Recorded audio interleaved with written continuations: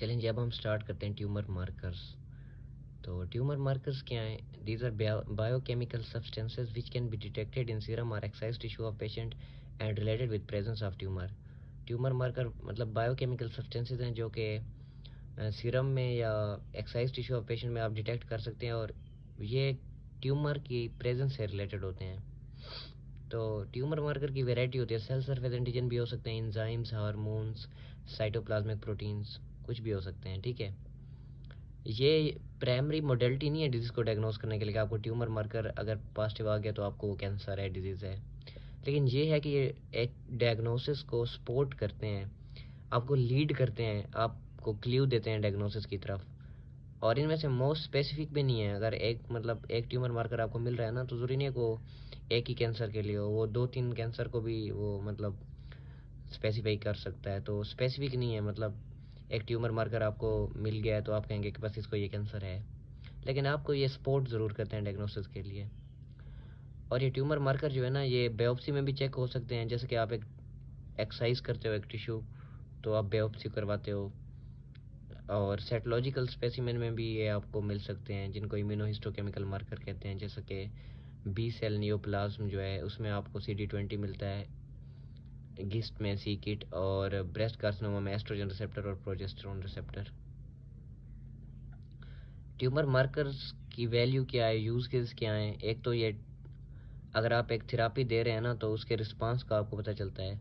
जैसे कि tumour marker जब तक आप ट्रीटमेंट स्टार्ट ना करें तो इनका लेवल हाई होता है। अब जैसे जैसे आपकी ट्रीटमेंट से आपकी डिजीज़ कंट्रोल हो रही हो, ट्रीट हो रही हो, तो ट्यूमर मार्कर का भी लेवल कम होता जाता है। अब आपने ट्रीटमेंट स्टार्ट कर दी है और उसके बाद आप देखते हैं कि ट्यूमर मार्कर का लेवल कम हो रहा है, इसका मतलब आपकी ट्रीटमेंट रिस्पांस दे रही है, आपको फ़ायदा हो रहा है।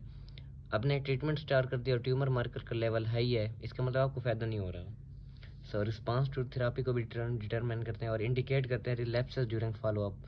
अब एक कैंसर था, आपने उससे ट्रीट कर लिया है, ठीक है, अब उसका जो फॉलोअप पीरियड है ना, अब उसमें आप जैसे ही आप ट्रीट कर लेंगे तो ट्यूमर मार्कर भी उसका लेवल भी ख़त्म हो जाएगा।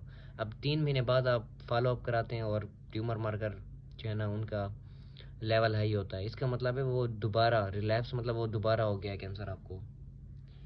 अब फॉलोअप के लिए जैसा कि कार्सिनो एम्ब्रियोनिक एंटीजन सी ये यूज़ होता है कोलोनिक कार्सिनोमा के लिए, अब CA-125 ओवेरियन कैंसर के लिए, और प्रोस्टेट स्पेसिफिक एंटीजन PS है प्रोस्टेट कैंसर के लिए। सो ये फॉलोअप के लिए भी यूज़ होते हैं। अब सिग्निफिकेंस और यूजेस क्या हैं ट्यूमर मार्कर के, ये आ सकते हैं एग्जाम में। स्क्रीनिंग है, डायग्नोसिस है, प्रोग्नोस्टिक इंडिकेटर हैं, थेरापी को मॉनिटर करते हैं और अर्ली डायग्नोसिस करते हैं रिलैप्स की। अब मैं आपको कुछ इंपॉर्टेंट ट्यूमर मार्कर्स बताता हूँ। अब हार्मोन्स में कौन से हैं? जैसे कि LDH है जो कि सेमिनोमा और लिम्फोमा में पॉजिटिव होता है, बीटा HCG का लेवल एलिवेट कोरियो कार्सिनोमा में होता है, कैल्सिटोनिन का मेडुलरी थैलेट कार्सिनोमा में, प्रोटीन्स में इम्यूनोग्लोबुलिन है मल्टीपल मेलोमा में, ये MCU के लिए हैं। एंटीजन में अल्फा फिटोप्रोटीन है हिपेटोसेलुलर कार्सिनोमा और टेराटोमा के लिए, prostate specific antigen prostate tumour के लिए। फिर कार्सिनो एम्ब्रियोनिक एंटीजन C ये है। अब ये देखें स्पेसिफिक नहीं है, कोलोन में भी कार्सिनो एम्ब्रियोनिक एंटीजन पॉजिटिव होता है, पेंक्रियाज में भी, लंग्स में, इसलिए बताया गया था कि ये स्पेसिफिक नहीं है।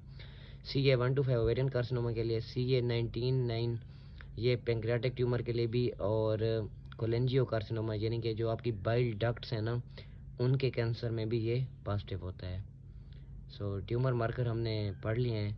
अब जो बायोप्सी की डिफरेंट टेक्निक्स हैं टिश्यू डायग्नोसिस के लिए, वो हम नेक्स्ट लेक्चर में पढ़ते हैं। Thank you.